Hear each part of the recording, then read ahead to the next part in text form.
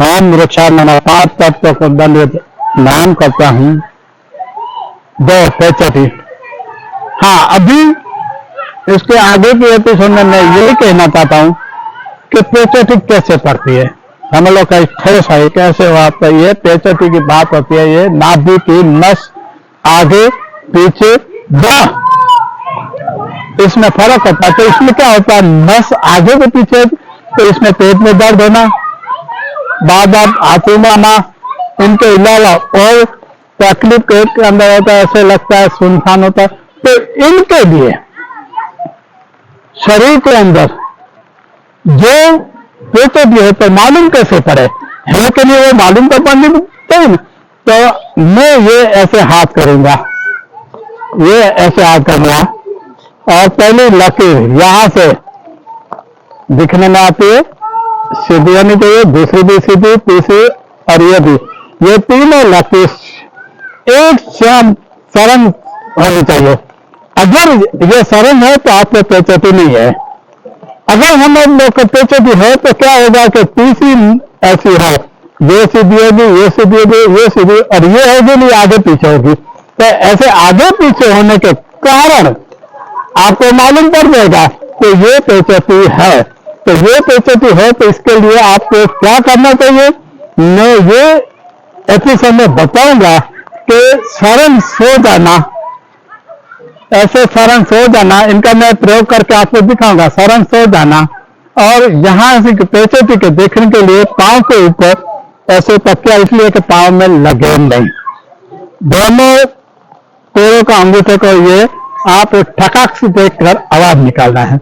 ये निकल गया 5 मिनट के बाद आप जैसे खड़े होंगे धीरे धीरे, तो वो क्या होगा, आप रिलैक्स होकर आप खड़े हो जाएंगे। इसके बाद आपकी ये पेचोटी निकल गई। देखो पेचोटी में ये कच्ची गुजराती ये भाषा में बोलता हूँ, आपके वहां इंग्लिश में क्या बोलते वो मालूम। अगर निकल गई तो मालूम कैसे पड़ेगा। तो एक दर्द में कम, दूसरा मैं फिर से वही आपको बता रहा हूं, ये लकीरें आगे सीधी होगी, दूसरी सीधी, तीसरी और ये सब सीधा हो जाएगी लकीरें।